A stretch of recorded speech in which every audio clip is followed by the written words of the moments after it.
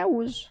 Essa é só a língua. E a gente fica super aí confuso. a gente vem para uma coisa muito polêmica. O quê?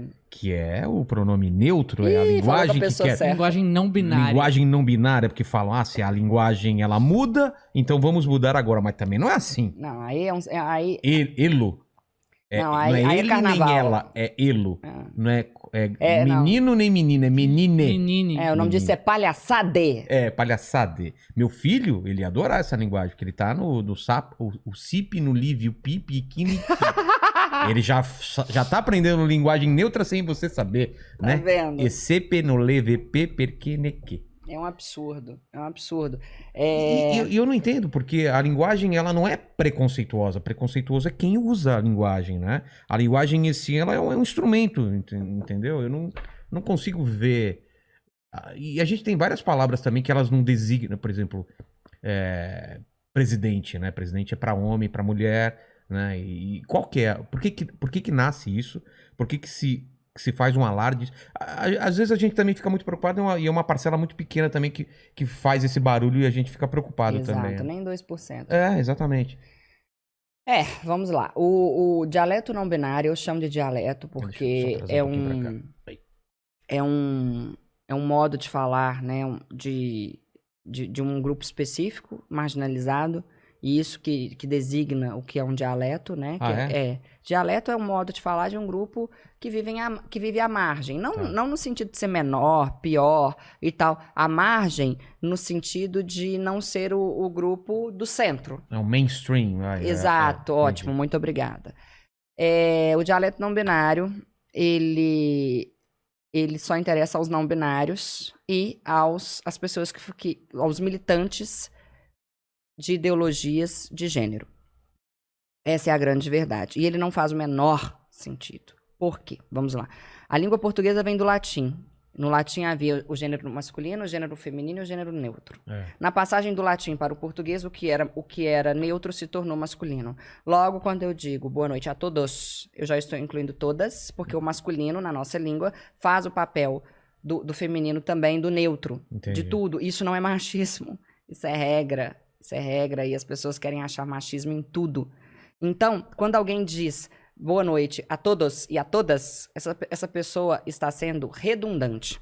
E quando já abrange. E quando essa pessoa diz boa noite a todos, a todas e a todes, essa pessoa está sendo ridícula.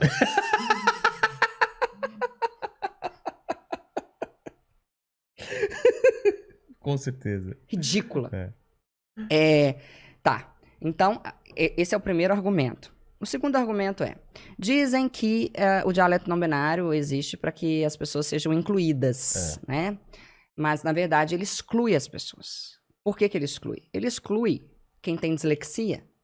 Imagine uma criança na escola, lá no processo dela de alfabetização, de não sei o que e tal, tentando de aprender paralelamente um outro modo de escrever e de falar. Então, exclui os disléxicos que, de fato, que verdadeiramente já têm dificuldades com a língua. Exclui os cegos, que fazem uso de softwares de leitura, e aí esses softwares teriam de ser atualizados. Exclui os surdos que fazem compreensão com a linguagem labial.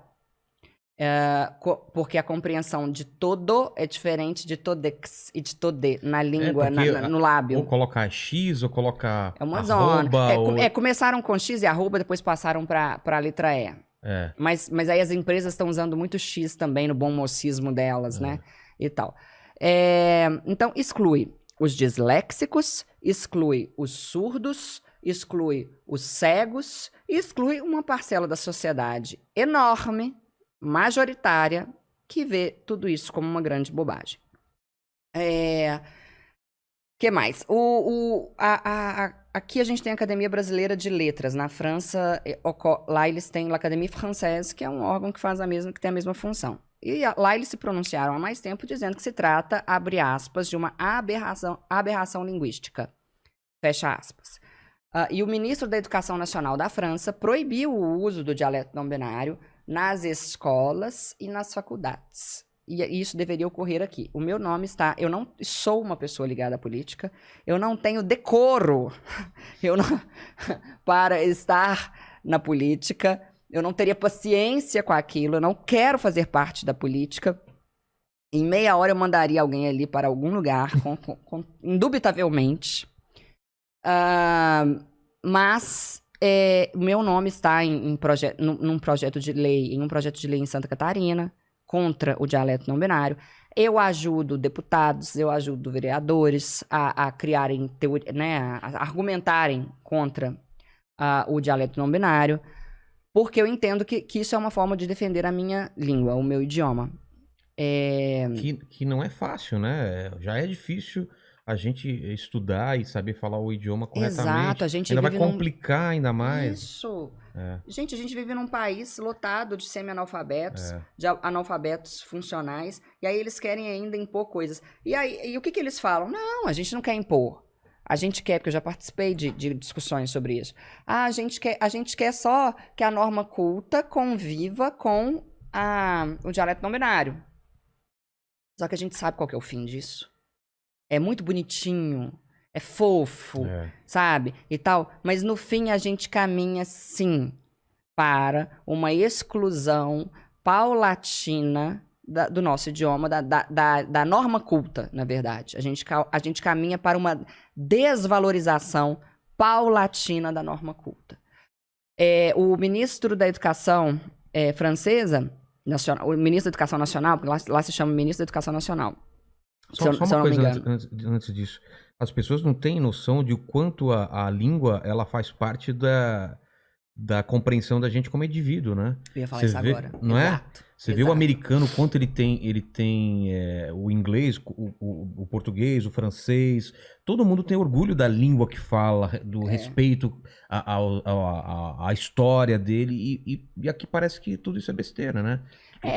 Esse movimento é um movimento que também está ocorrendo na língua inglesa, em todas as línguas. Mentira, não posso falar que são todas, mas em várias. No Canadá já está tendo um problema, né? De você até ser preso ou ter que pagar multa se você não usar esse tipo de linguagem ou alguma coisa parecida, né? Eu ouvi falar disso, eu não tenho dados, mas eu ouvi falar disso, que o Canadá era o país, o lugar em que... Que você pode ir preso se você não usar o tratamento correto, né? Mas até eu perguntei, tem um trecho com a Nani muito bom, você pode falar sobre isso com ela também, porque ela tem uma opinião muito forte sobre isso. E ela também acha besteira e tal. E aí eu vejo, por exemplo, os trans que tiveram tanto trabalho para ser tratado como como ser tratado como ela, e de repente chega um pessoal falando, não é mais ela, é elo. Assim, estão perguntando para as pessoas, porque parece um grupo que tá querendo falar para um monte de gente, e essas pessoas, elas nem foram consultadas, né? Então, se você... Mas de acordo com eles, desculpa te interromper, de acordo com eles, a pessoa não binária, que não se identifica nem com gênero feminino, nem com gênero masculino, ela pediria para ser tratada assim. Pelo que eu tô entendendo, você olha pra Nani, você vai falar ela. Sim. Olha pra você, fala ele. Mas o não binário falaria por favor, pronome neutro, entendeu? Linguagem não binária. Pelo que eu entendi, porque também são uma zona. Eu entendi isso, e tem pessoas que falam não, que essa linguagem vai substituir aquilo que a gente tava falando. Em vez de tratar tudo quando é genérico, vai ser linguagem neutra.